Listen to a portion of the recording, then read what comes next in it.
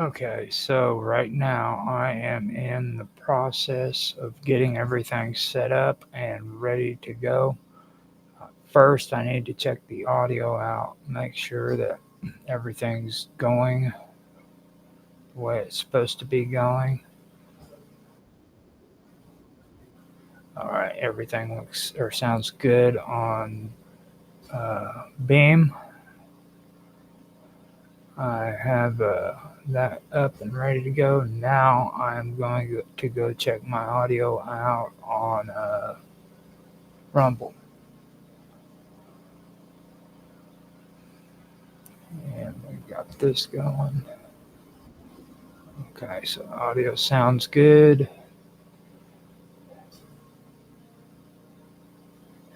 X is doing the little loading wheel again. Hit refresh. And it's working fine. DLive is up. DLive looks good. Okay, so now we go to Twitch. Let's see what Twitch sounds good. And also Kick is up.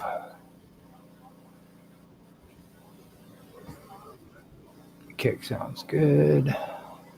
YouTube. Okay, YouTube sounds good as well. So everything is up and ready to go. It's pretty interesting how this is because it's actually quicker. I'm really surprised by that. Yeah. So with that being said, I'm going to go and do my customary music thing. I'm actually trying to get my talking points straightened out, figure out where I need to be at so that I can be ready for when I start the episode. So give me a second. And then after that, I'm also going to, there we go.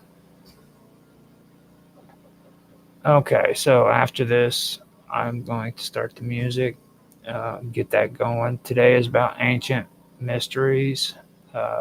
So we're going to get into some things concerning ancient history and the folklore and the myths that started thousands and thousands of years ago. Also, this is going to be discussing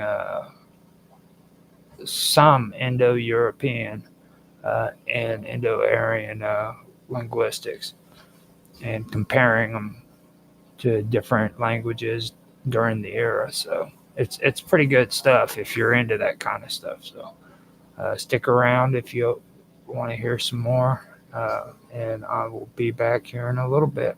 So let me find my music on here. They changed a lot of stuff around on me with this stuff, so I'm having to learn it all again, it seems.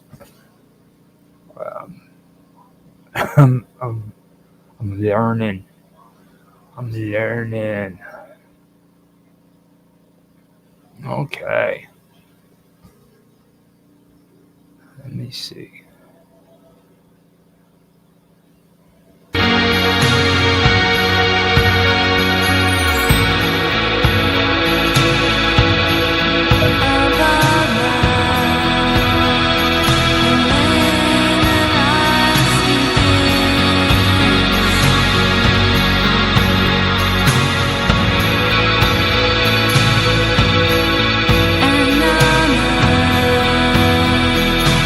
When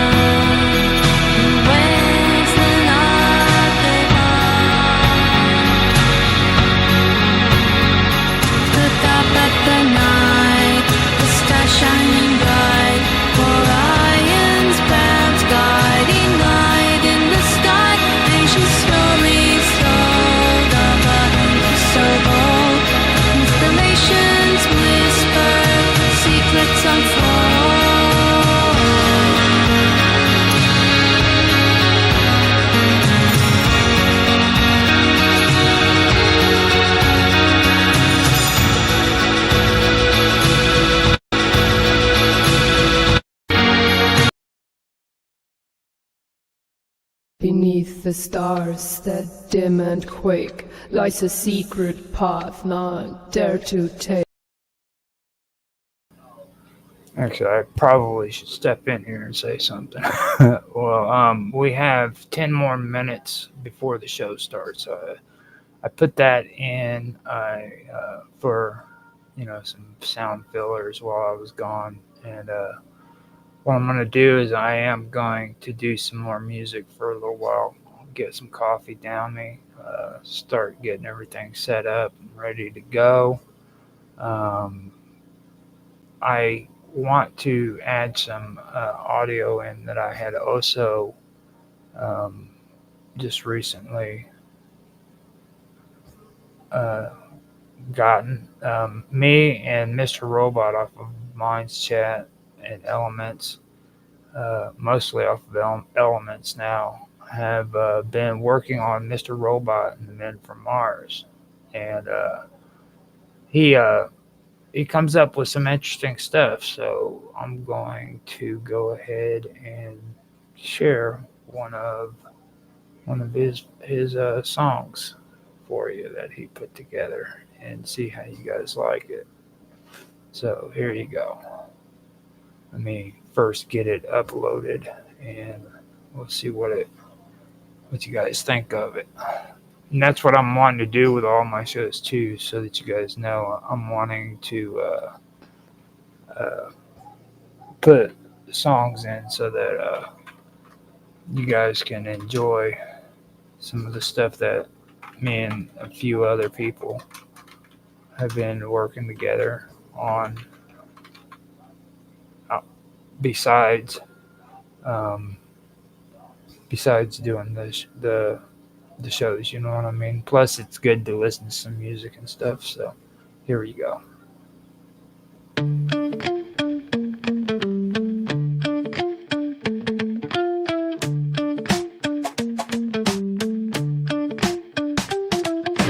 War pigs gathered in their masses, just like witches at black masses. Evil minds that plot destruction, the sorcerers of death's construction. In the fields, the bodies burning as the war machine keeps turning. They bring death and hatred to mankind, poisoning their brainwashed minds. Oh Lord, yeah. Leaders gathered in their chambers, deals struck in shadowed whispers. Evil hands that draw the borders, blood for oil, the world disorder. In the streets, the children crying as the bombs keep falling, flying. Death and silence claim the land, genocide by ruthless hand. Oh Lord, yeah. Politicians hide behind their walls, they only profit from the war. Why should they care who lives or dies? They leave the suffering to the poor. Yeah, yeah. Time will tell on their hollow lies, stealing lives for a barrel of gold, treating nations as their chessboard. Wait till their judgment takes hold. Yeah.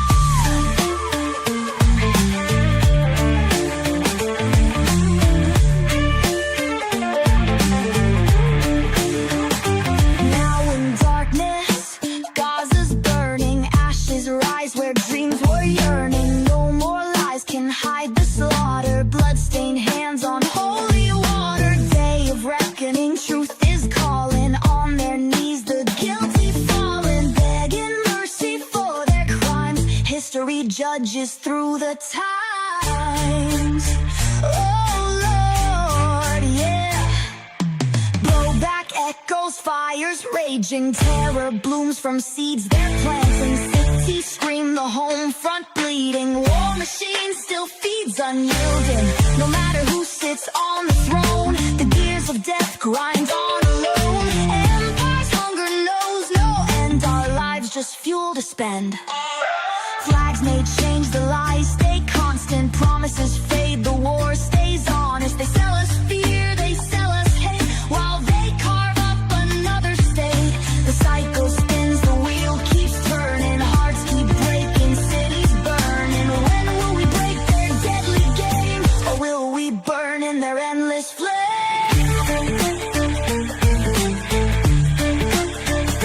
The people rise, the spell is broken. Rise as one, true words spoken from the ashes. Voices thunder, hearts aflame, they tear asunder. Every lie they fed now undone. Stand together, we rise as one. Oh Lord, yeah, humans will be free.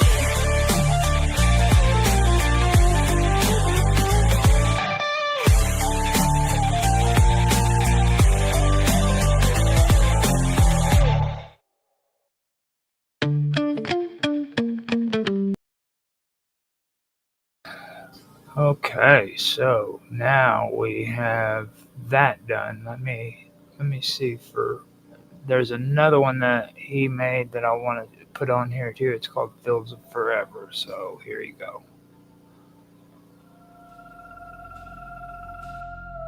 I'm glad mushrooms are against the law, 'cause I took them once and I saw it all.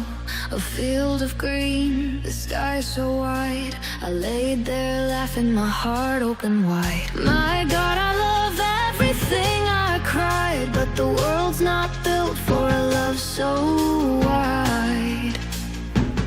Oh, wide. We're all just passing through. From the cradle to the grave, it's true.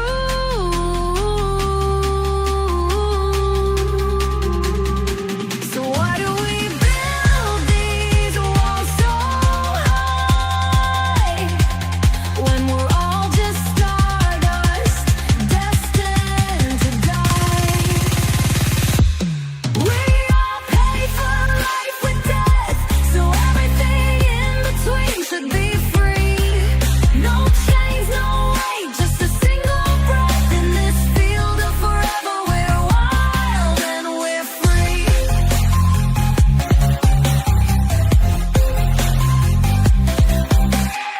I saw the threads that weave us tight, the day and the dark, the wrong and the right. But the world don't care for a heart unbound. It'll tie you down, it'll spin you round. Still I dream of that field, that endless green, where the walls fall down and the air is clean. We're all just passing through. From the cradle to the grave, it's true.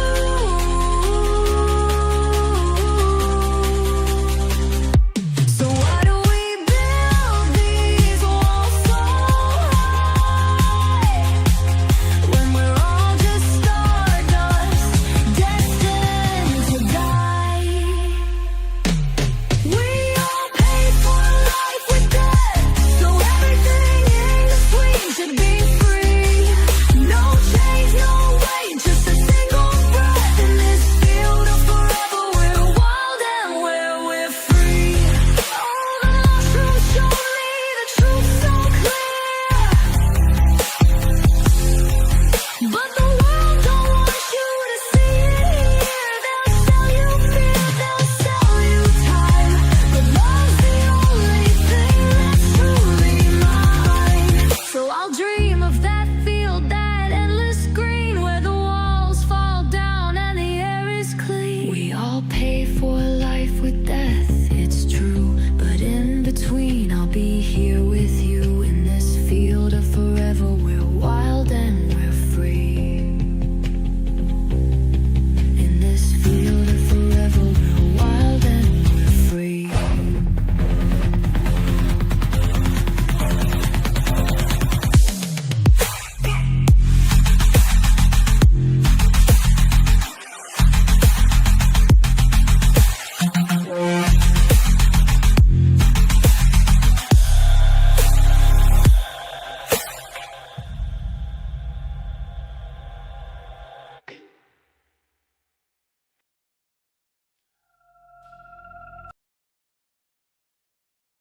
Okay, so that would bring us up to the hour. Now we are starting the episode, and I think that this is the time where I start talking about ancient history. What do you guys think? Or ancient mysteries, not just ancient history, but ancient mysteries.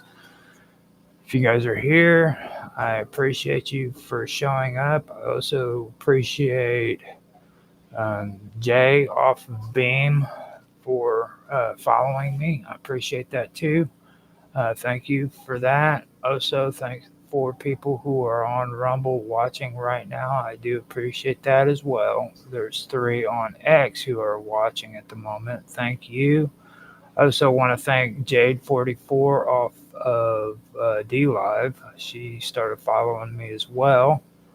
And 1 viewer on Twitch who is following, as well as 1 viewer on Kick who is watching.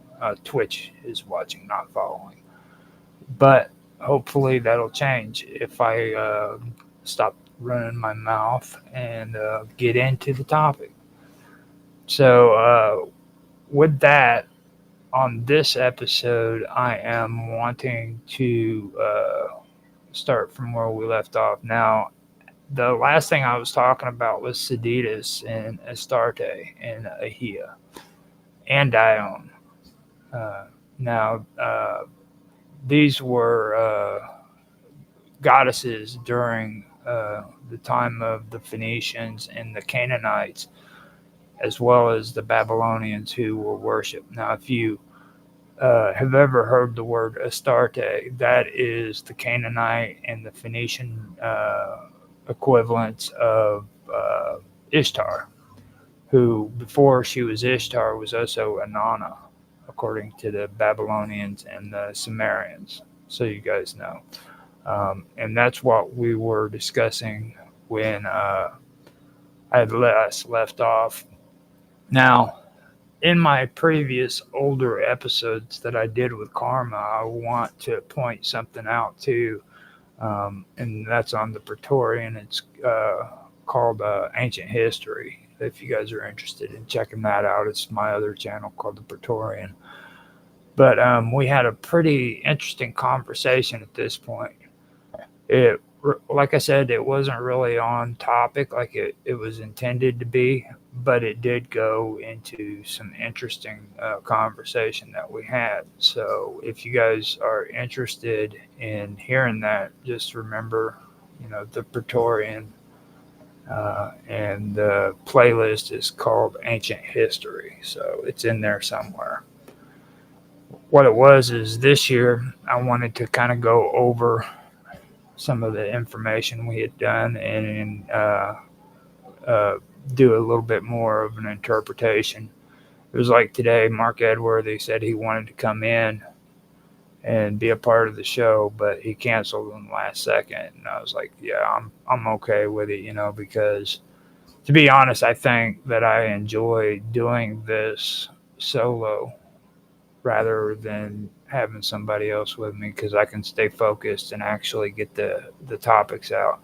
It might not be as glamorous and as exciting as what it could be, but it's what I really am into. I'm into ancient history and the lore and the myths and all of it, and how it all intertwines with one another. So I enjoy doing this. This is a big part of what I'm about, you know what I mean? So now that we covered that topic, this week I want to start out with Imermene. And Imermene is a figure from ancient Greek philosophy and mythology. Now, her presence in mythological texts aren't as well documented or as widespread as other deities or figures, but she is mostly notable, or she's notably connected with the concept of fate or necessity, which plays a key role in Greek thought, particularly in relationship to philosophical ideas or moral responsibilities, and the predetermined course of events that were taking place at the time. Imermene was often interpreted as a personification of fate or destiny. And like an abstract force that governs the events of the universe and the lives of, all individuals, basically. Now, in Greek mythology, the concept of fate is not a single entity, but rather a system of cosmic laws, often depicted as a power that even the gods must respect. In some philosophical texts, Iber, no, Imermene is referred to as the embodiment of this concept. Now, the term Imermene is often associated with Ananke, the goddess of necessity, who is a primordial figure representing the unyielding and inevitable forces that shape the universe.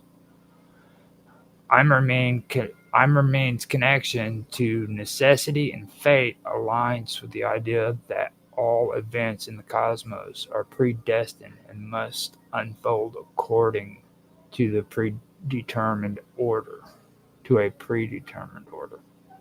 Now, this view is deeply tied to ancient Greek ideas about cosmic order and the limits placed on human agency. Imermene appears more clearly in Stoic philosophy, where fate is viewed as an unchangeable law of the universe. The Stoics believe that everything that happens is the result of divine reason, or logos. That's something that my buddy Jaffe likes to always talk about, the logos. And there's a lot of people who have an issue with the logos. And I've actually been coming up with something that I'm going to come out with here before long. I don't know exactly where I'm going to put it in my series or my video series, but it's going to pertain somewhat to the logos. It's something I've been working on now about the cosmic weave. That's what I refer to it as. And the logos has a lot of strong ties to that, where I think a lot of people overlook what the logos was actually about and what it really meant. So be expecting that here sometime in the future. With that, I'm going to start back where I was saying now. So the Stoics did believe that everything that happened was a result of divine reason, which is the logos, like I said, and that human beings must accept the natural order of events. Now, Imermene, as a personification of fate, would represent this force that is both unchangeable and beyond human control, illustrating the Stoic concept of accepting one's fate with grace and understanding. Although she is not as prominent as figures like the Moirai, the Fates, Imermene has been associated with them in some ancient texts.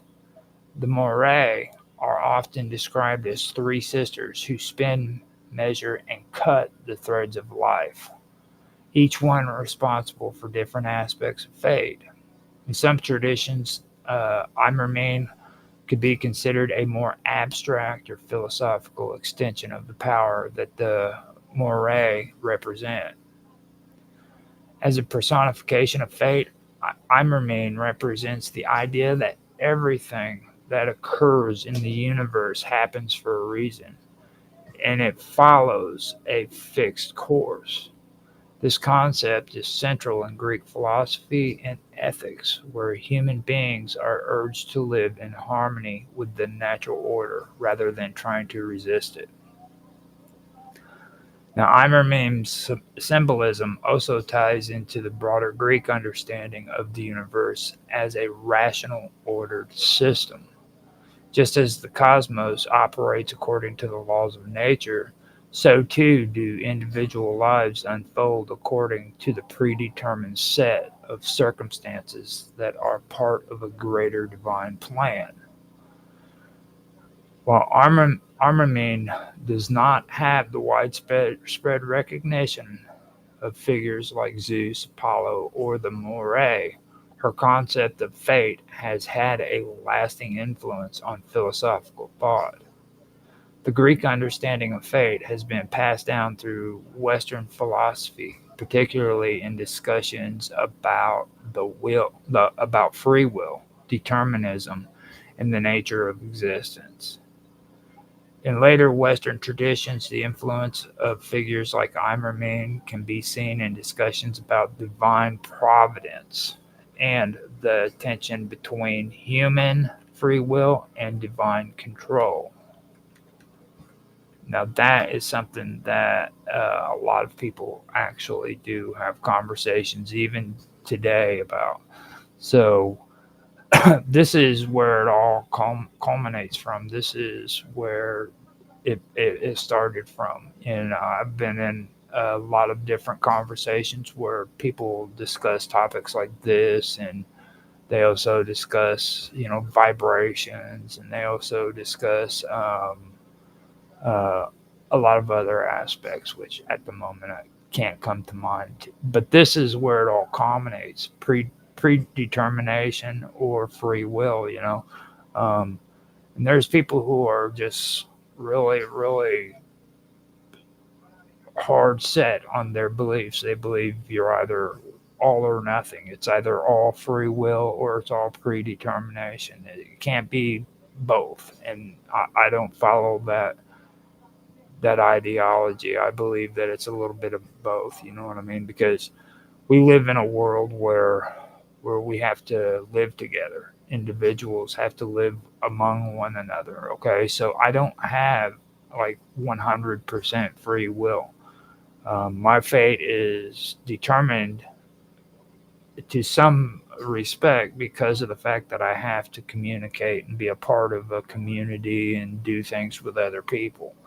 Um, so, with that aspect, there's no free will there. You know what I mean? And those are things that people, oh, that's just not what we're talking about. Yes, that's exactly what we're talking about. It's just you're not comprehending that. You can't run around throughout your entire life thinking that everything is about free will.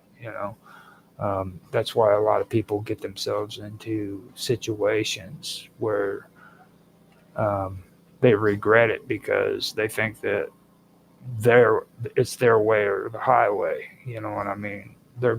It's gonna be their way. They don't know what the word compromise means, and this is the concepts right here that that that you have to look at. The concept of fate. If I act that way and I end up getting in trouble with the law, then fate has it that the law is going to treat me in a certain way that's been predetermined before I committed the crime. You know what I mean? So those are things that you have to think of. So the concept of fate, as embodied by Imerman, is echoed in various forms of both Christian theology with the idea of God's will, and in the works of philosophers such as Arthur Schopenhauer, Baruch Spinoza, and Friedrich Nietzsche. Now, Ibermain represents a key philosophical and mythological concept of fate or necessity in ancient Greek thought. Her association with the Moirai and her representation of the inescapable laws of the cosmos provide valuable insight into the ancient Greek beliefs about destiny, order, and human existence.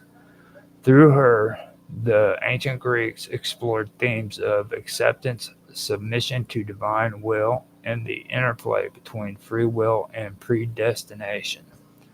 And that was what I was getting into too. And themes like acceptance and submission, those are things that people really don't like. Like, I've actually had to deal with the words acceptance and submission, which submission is got different, like surrender. A lot of people don't understand what the concept of surrendering to win means. Sometimes you have to let go. You have to surrender. Acceptance.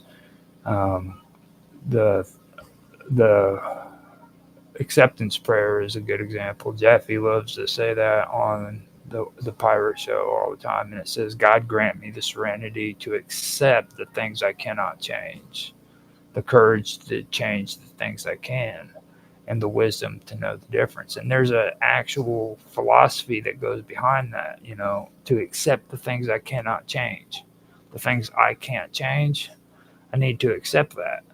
If there's something going on in my life that I know I don't have power over and I can't freaking change, I should accept the fact that I can't change it. But then I have to have the courage to accept the things or to change the things I can. So even though I can't change this over here, I can change this. So I have to have courage and change that part of my life. But even though freaking I can change this and I can't change that, I have to know, I have to have the wisdom to understand what it is I can change and what it is I can't change. Okay? And all of that is what this whole topic right here is about. It's about submission to divine will and the interplay between free will and predestination. Now, after that, I want to start talking about the Titanides. Now, the Titanides or the Titanesis and Archimedes are two distinct concepts from Greek mythology, both connected to powerful divine figures. Now, though they belong to different mythological categories, all right, the term Titanides refer to the female counterparts of the Titans. Now, the primordial deities who were the children of Uranus, the sky, and Gaia, the earth.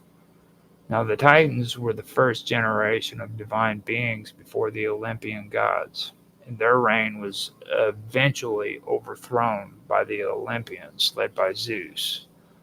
The Titanides are the female Titans, and their roles vary depending on the source of the myth. Now, like the male Titans, the Titanides are part of the earliest generation of deities in Greek mythology. They are powerful and represent fundamental forces of the cosmos, often associated with natural phenomenon or abstract concepts. Now, while the male titans such as Kronos, Oceanus, and Hyperion are more prominent in the myths, the Titanides also played significant roles.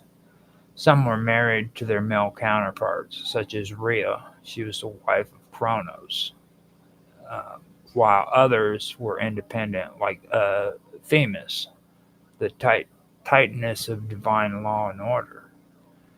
Now, Rhea was the mother of Zeus, Hera, Poseidon, and others, and she played a central role in the mythology surrounding the Titanomachy, the war between the Titans and the Olympians. Then there was Themis. She was the Titaness of justice, law, and order.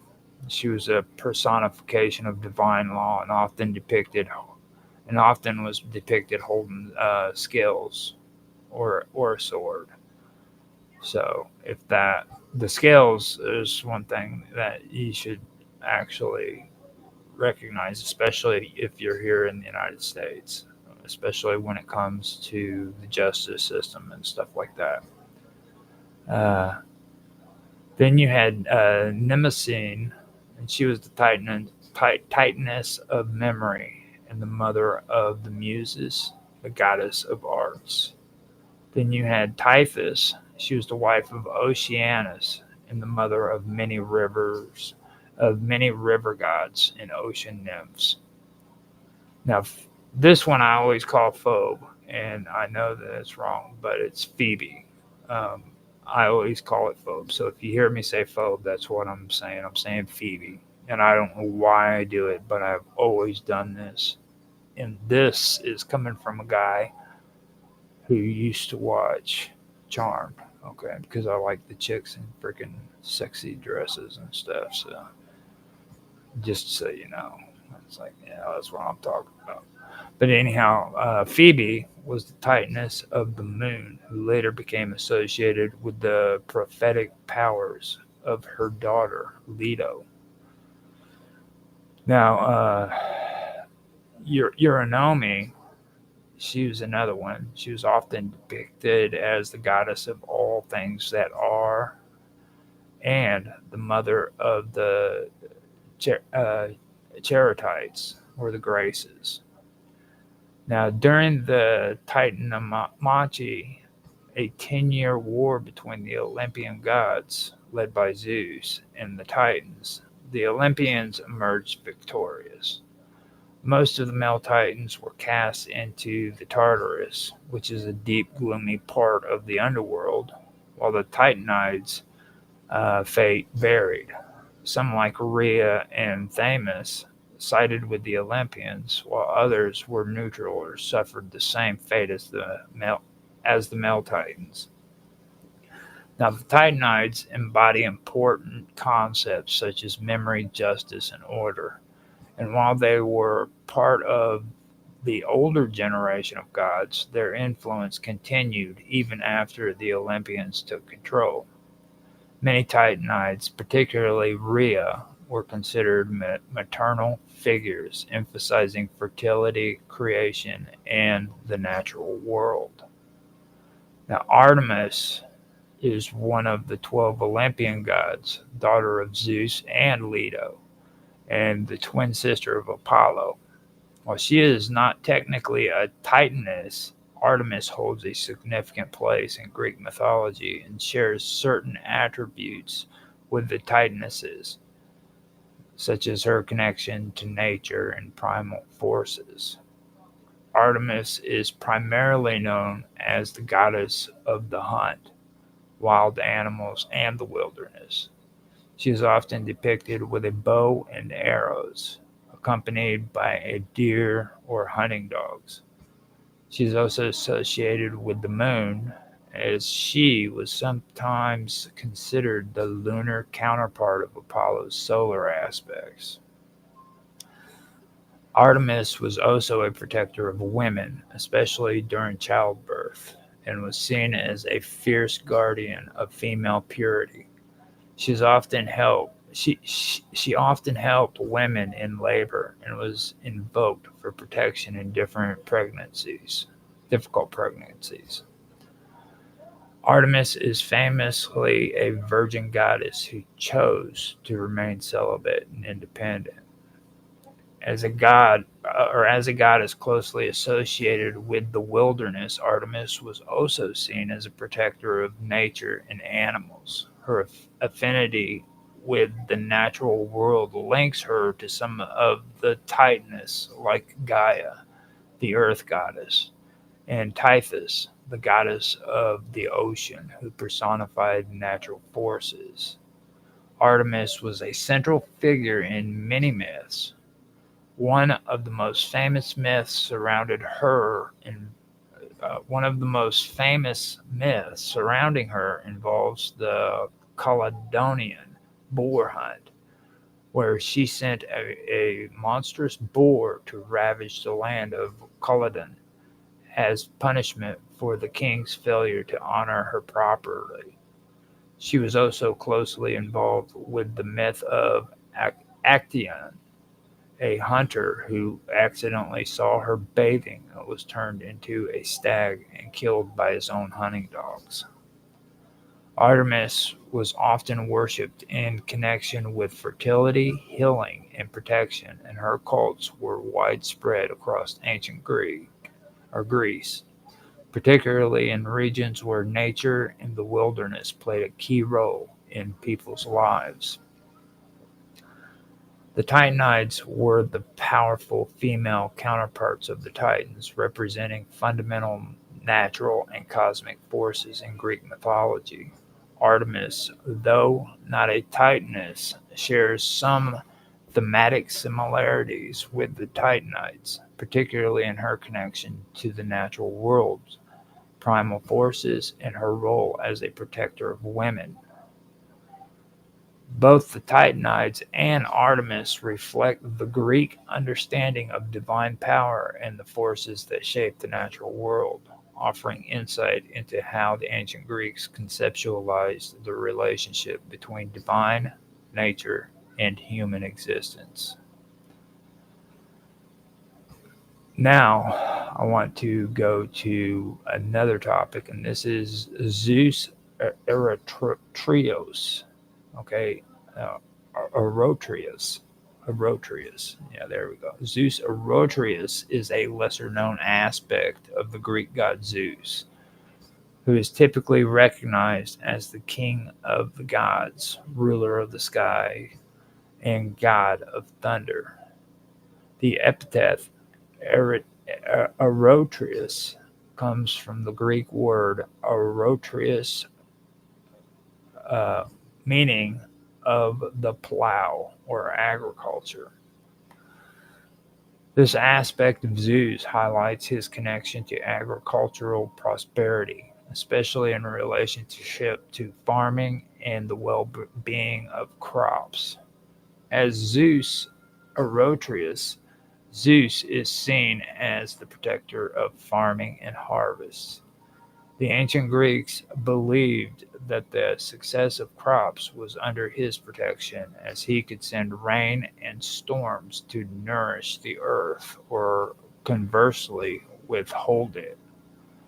This aspect of Zeus was likely invoked in agricultural festivals and rituals aimed at ensuring good harvests. Farmers would pray to Zeus Erotrios to secure a fruitful season and to protect their crops from natural disasters like drought or flooding. This epithet of Zeus emphasizes the more practical, life-sustaining aspects of the god, showing how his influence extended not just over the heavens in human affairs, but also over the very earth that sustained life. Now, from that one, I want to discuss Asclepius. Now, Asclepius is the Greek god of medicine, healing, and physicians. Asclepius is the son of Apollo and the mortal Cronus. There's Coronis, not Chronos, Coronis. And you spell that with Coronis. And I have to spell sometimes because my reading out loud is horrible. Whenever I get into some of these words, a lot of them I mess it up. So that's why I go and I spell the words that I am doing. So just so you guys know. Now that's Coronis. Now Asclepius is widely revered as a god who could heal the sick and even raise the dead, and his cult was prominent in the ancient world, particularly in places like Epidaurus. Now Asclepius is the personification of healing and medicine. He is often depicted holding a staff with a serpent wrapped around it, a symbol that became the emblem of medicine, the rod of Asclepius. And in today's world, you see that all over the place, especially when it comes to the medical profession. You'll see the intertwining snakes with the rod. And I also find it odd that Asclepius was also considered the god who could heal the sick and even raise the dead. That really dives deep into the whole Christian aspect with Jesus, who could raise the dead. So that was something that really stuck out to me when it comes to this stuff. There is a lot of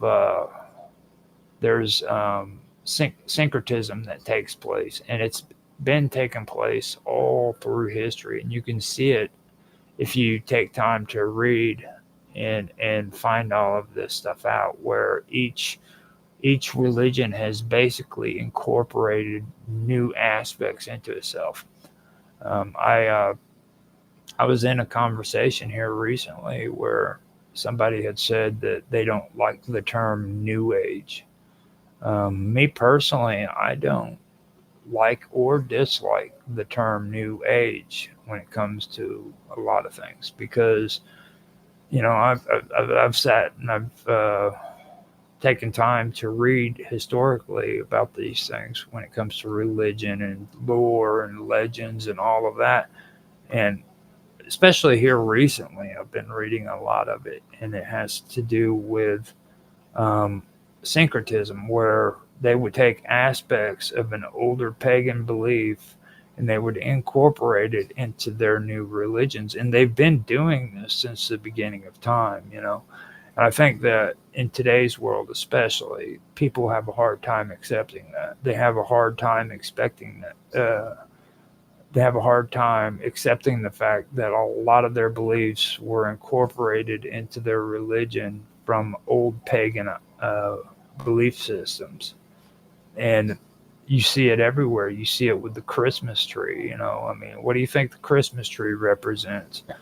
Me and Mark Edworthy were talking about Santa Claus the other night with Sonia, and I was saying that maybe we should have a episode about Santa Claus with Jaffe, because Jaffe loves Santa Claus. I mean, and that would be something to talk about, especially when it comes to the pagan beliefs that go into the story of Santa Claus.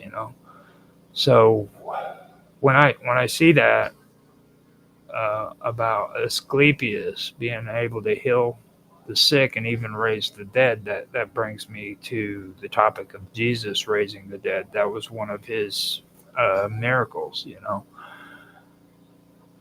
and then it goes on to talk about, the rod of Asclepius being two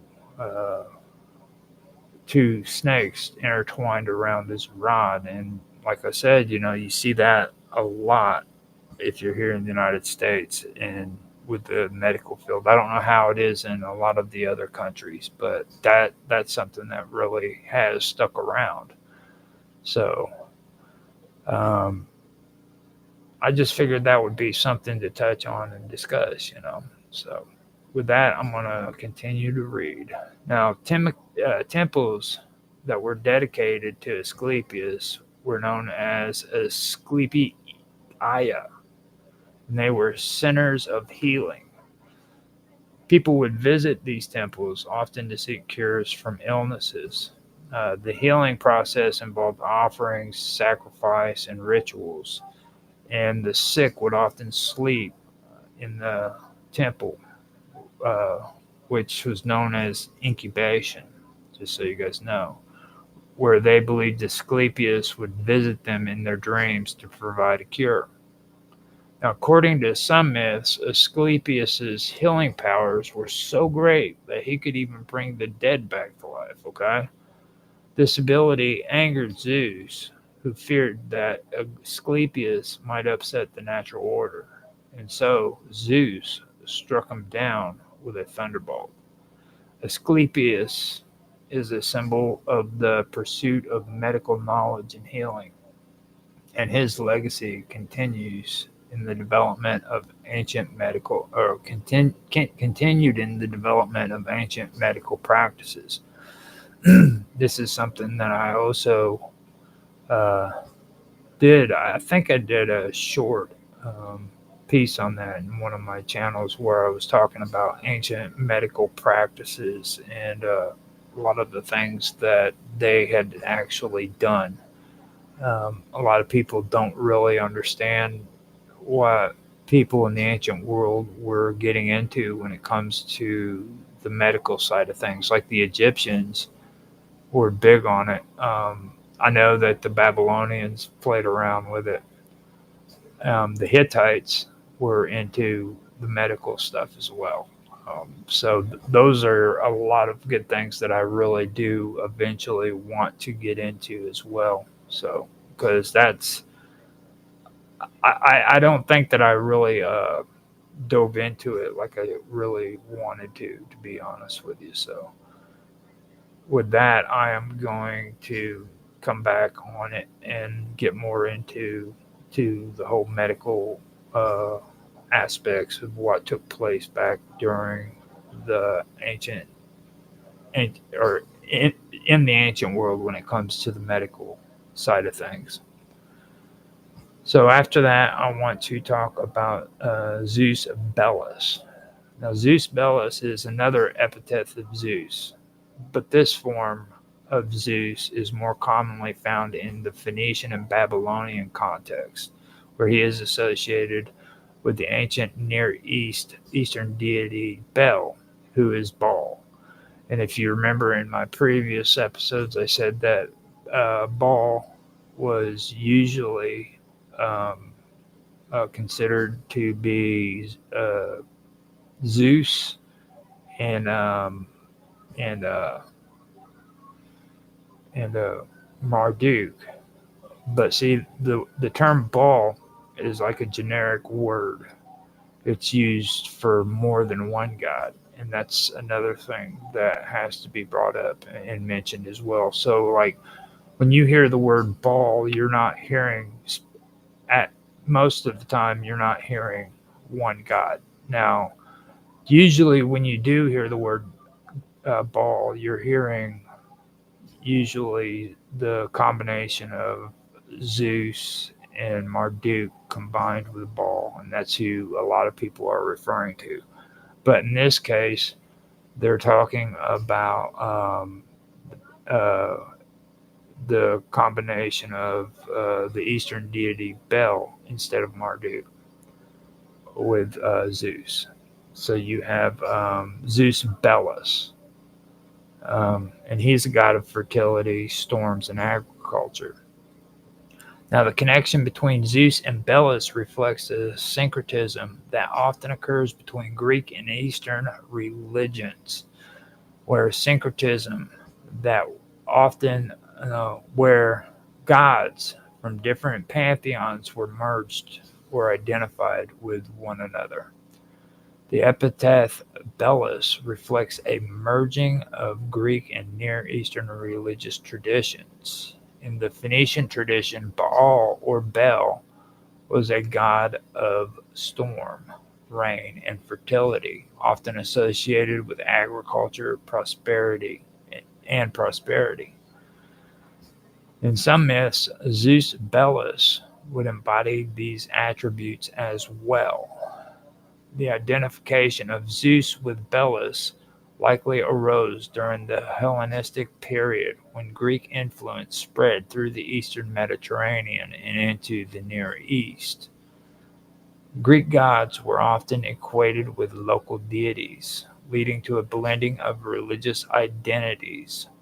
Zeus Belus may have been particularly associated with the fertility and agricultural aspects of the earth.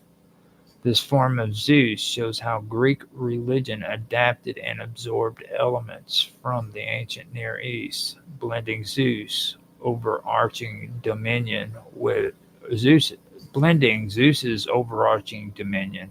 with the agricultural and the storm-bringing attributes of local gods like Belus. Now, Apollo is one of the most prominent and multifaceted gods in Greek mythology.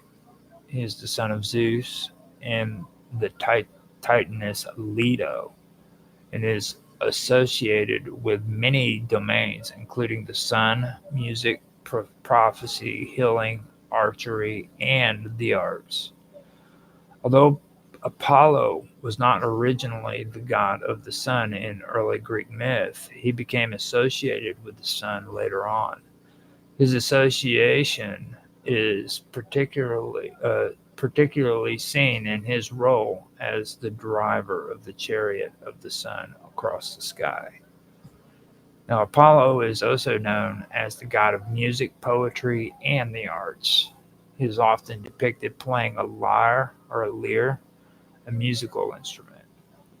He is considered the leader of the Muses, the 9 goddesses who inspire creativity in the arts and sciences. Apollo is also the god of prophecy and oracles. His most famous oracle was at Delphi, where where the Pythia, a priestess, would deliver prophetic messages from Apollo. This made Apollo a central figure in Greek religion as people from all over Greece sought his guidance. Apollo had healing powers, and his son Asclepius inherited this domain, becoming the god of medicine. Apollo himself could heal, but he could also bring disease, as seen in the myth of the plague of Delphi. Apollo was also a skilled archer, often depicted with a bow and arrows. He was known for using his archery skills to defend the gods or punish mortals, as the myth of the Trojan War, where he helped the Trojans by shooting arrows at the Greek army. Apollo's influence spans many areas of Greek life, from healing and prophecy to music and warfare. His character is often depicted as both serene and wrathful, as he could bring prosperity and harmony, or destruction and punishment, depending on how mortals or gods treated him. Now, Zeus Eretrios is an agricultural aspect of Zeus. He emphasizing his role in ensuring prosperity for crops and the earth's fertility. Asclepius is the god of healing and medicine, whose cult was centered on curing illness and raising the dead. Zeus Belus represents the syncretic merging of Zeus with the Near Eastern god Belus, or Baal, highlighting Zeus's connection to fertility storms and agriculture in the Eastern Mediterranean. Apollo is one of the most versatile and important gods, with domains spanning the sun, music, prophecy, healing, and archery, playing a central role in many Greek myths and religious practices. Now, each of these gods reflects different aspects of divine influence in Greek and Eastern mythologies, from agriculture and healing to the arts and the forces of nature. Now, after that, I am going to go right into Pontus. Okay? Now, Pontus is a primordial sea god in Greek mythology, often associated with the vastness of the ocean.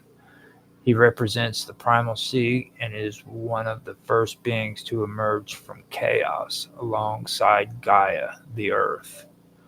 Pontus is sometimes considered the personification of the sea itself, though his role in mythology is somewhat limited compared to other gods. Pontus is one of the earliest beings of Greek mythology.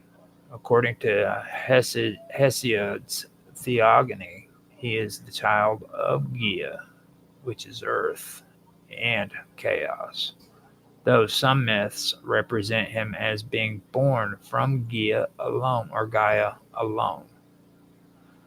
Now, Pontus is the father of several important sea deities, including Nereus, Perseus, and Sato, and Eurybia.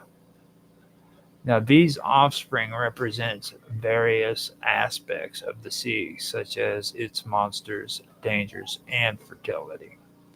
While Pontus does not play an active role in many myths, he is considered the personification of the sea's primal power and its fertility. His union with Gaia also reflects the deep connection between the earth and the sea in ancient Greek cosmology. Pontus's role in the creation of other sea gods highlights the Greeks' understanding of the sea as both a dangerous and vital force, teeming with life and mysteries. Pontus's figure represents the vast, mysterious, and potentially hostile aspects of the sea. He was revered by sailors and those who lived near the coast, but did not play as central a role in the myths compared to other gods. Now we move on to Typhon. Typhon is one of the most fearsome and chaotic creatures in Greek mythology. He is a monstrous being associated with destruction, storms, and natural disasters. Often described as a challenge to the rule of the Olympian gods, Typhon represents the untamed and destructive force of nature. Typhon is the son of Gaia, which is Earth, and Tartarus, the primordial abyss that represents the deepest part of the underworld. Some myths also suggest that he is the brother of Echidna, the mother of many mythical creatures. And Echidna is spelled Echidna. Echidna, the mother of many mythical creatures. Now, Typhon is often depicted as a gigantic and terrifying creature with serpentine features. In some versions of the myth, he is a hundred dragon heads. No, he has 100 dragon heads, each spewing fire and poison. His body is described as being so large that it stretches across the earth. Typhon's most famous myth involves his battle with Zeus, the king of the gods. After the Titans were defeated, Typhon challenged Zeus for control of the cosmos. The battle was fierce, with Typhon hurling mountains at Zeus and causing earthquakes and storms. Eventually, Zeus defeated Typhon by striking him with his thunderbolts and imprisoning him under Mount Etna in Sicily, where his rage is said to cause volcanic eruptions. Typhon represents the chaotic and destructive forces of nature. His role in the myth emphasizes the constant struggle between order, represented by Zeus and the Olympian gods, and chaos, represented by Typhon and the Titans. Typhon's defeat by Zeus solidified the Olympian gods' rule over the cosmos and symbolized the triumph of order over chaos. Typhon is often seen as a symbol of the dangers and unpredictability of nature. His battle with Zeus underscores the Greek belief in the constant tension between creation and destruction. Now, after that, we go to Nereus. Nereus is another primordial sea god in Greek mythology, often referred to as the Old Man of the Sea. He is a peaceful and benevolent figure compared to other sea deities like Poseidon and Typhon. Nereus is considered the father of the Nereids, a group of 50 sea nymphs who were his daughters. Nereus's most significant role in mythology is as the father of the Naiads, the sea nymphs, who are associated with the calm and peaceful aspects of the sea. The Nereids are often depicted as beautiful young women who aid sailors and help those in need. Some of the most famous Nereids include Thetis, the mother of Achilles. Amphitrite,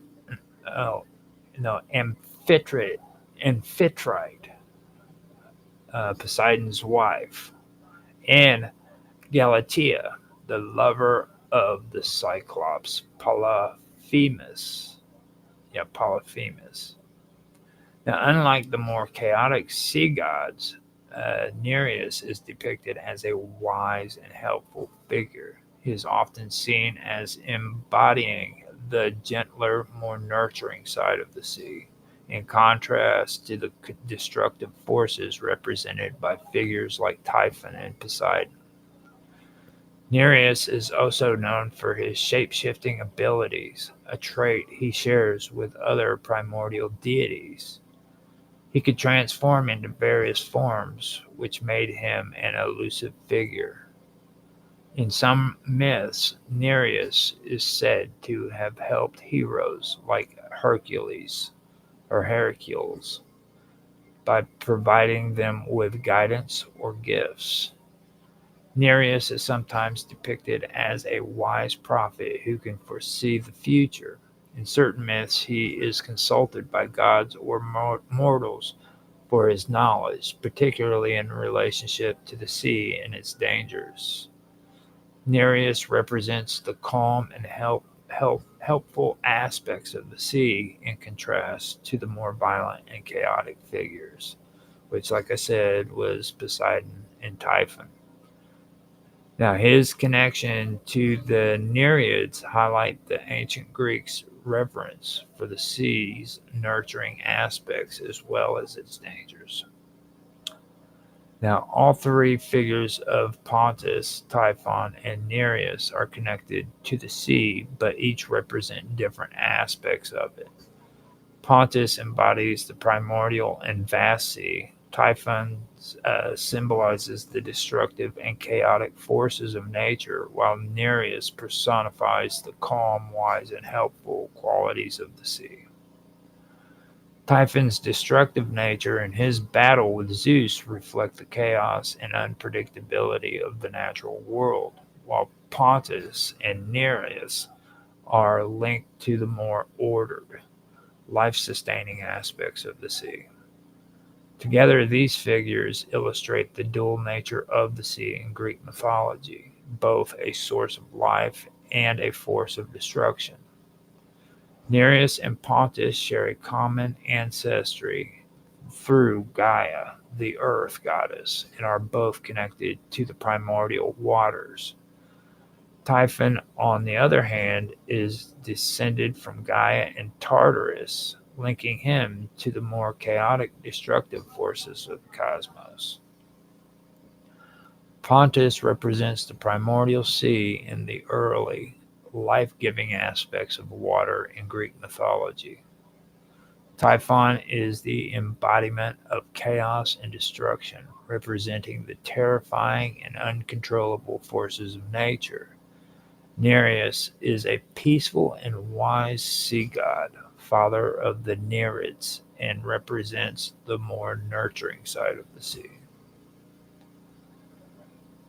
So now we come to Sidon. Sidon is an ancient Phoenician city and one of the most important cities in Phoenician history. While Sidon itself is not typically personified as a deity, its cultural and religious significance ties it closely to various gods, particularly those related to the sea and maritime trade. Sidon was a major city-state located in the on the Mediterranean coast, present-day Lebanon. It was a prominent center for trade, craftsmanship, and religious worship in the ancient world. Sidon's role as a port city meant that it was often associated with sea gods and maritime activities. Sidon, like other Phoenician cities, worshipped a variety of gods. While Sidon itself is not a deity, the city had close connections with gods like Malkard, a major Phoenician deity. Then there was Baal, often associated with fertility and storms. And then there was Astarte, the goddess of love and fertility. Now, in some versions of mythology, Sidon is mentioned in relation to Aphrodite, who is also Venus, who is sometimes said to have been born near the city of Sidon. This connects Sidon to the divine realm of the Mediterranean world. Now, Poseidon is one of the 12 Olympian gods in Greek mythology, the god of the sea, earthquakes, and horses. He is one of the most prominent gods in Greek religion and is widely revered for his power over the waters and natural phenomena. Poseidon is often depicted as a mighty, temperamental deity. He is known for his ability to control the seas and oceans, causing storms, calm seas, or earthquakes. He is usually shown wielding a trident, which symbolizes his dominion over water. Poseidon is the son of Kronos and Rhea, making him the brother of Zeus, Hera, Demeter, Hestia, and Hades. When Kronos was overthrown, Poseidon, along with his brothers Zeus and Hades, divided the world into 3 realms. Zeus took the sky, Poseidon took the sea, and Hades ruled the underworld. Poseidon is not only the god of the sea, but also of earthquakes and horses. In many myths, he is seen as a powerful and volatile figure, capable of creating earthquakes and causing havoc. His relationship with horses is also significant, as he is credited with creating the first horse. Now, Poseidon plays a crucial role in several myths, including the Trojan War, where he supports the Greeks, and his rivalry with Athena over the city of Athens.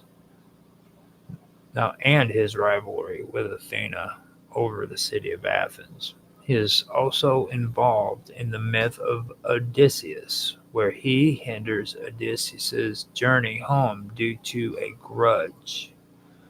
Poseidon's domain over the sea and natural disasters make him one of the most powerful and unpredictable gods in Greek mythology.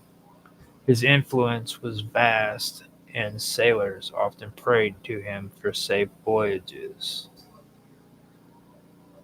Now, we are going to discuss Malcathras, also known as Melkart.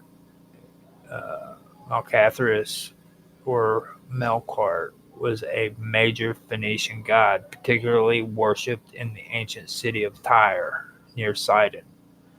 Melkart was often associated with kingship, protection, and the cycles of nature, and his worship spread to other Mediterranean regions, including Carthage. Melkart was often considered the protector of the city of Tyre and the embodiment of the king's power. He was closely associated with Phoenician king priests, who was seen as the earthly representation of the god.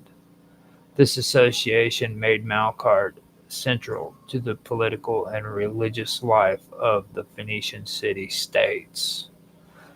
Melkart was linked to hunting, agriculture, and the fertility of land. He was often depicted as a god who protected the land from invaders and ensured its prosperity.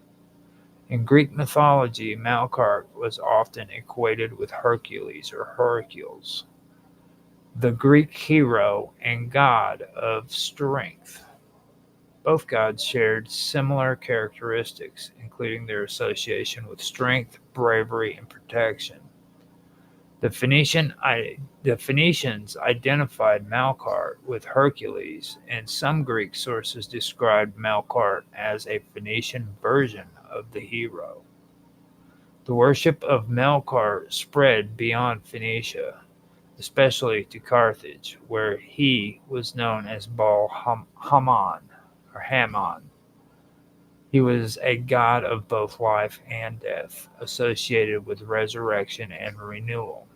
The Phoenicians and Carthaginians built temples to him, and his cult played an important role in the religious and political life of these societies.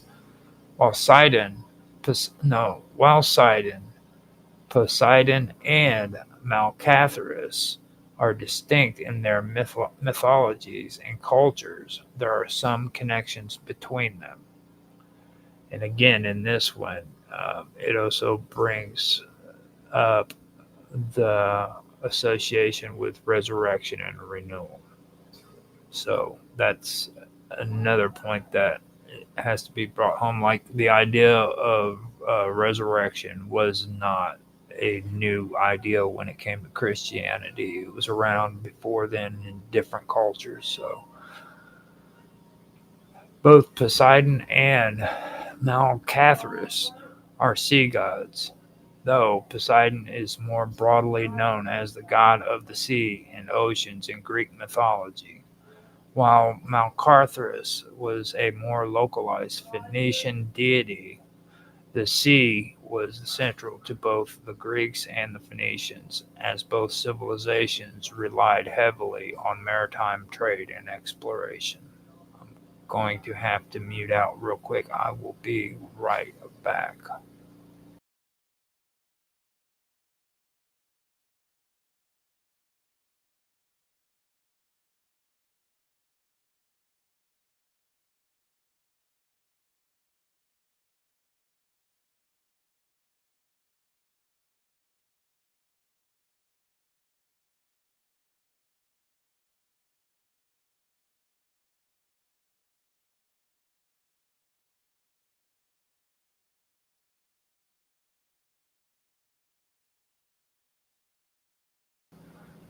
Okay, yeah, so we actually are at an hour and a half, so I'm going to end this. I didn't realize I had been going over that, and besides, I have somebody yelling for me right now that I need to actually talk to. So this would be the perfect time to go ahead and end this. I'm checking to see if there is anybody on the chat. Dragus Production did some pretty cool memes there. I don't know exactly what those are. A bunch of weird looking skull faces. D&D. I put down some D&D. Gonna be going there. This is ancient history. This isn't D&D.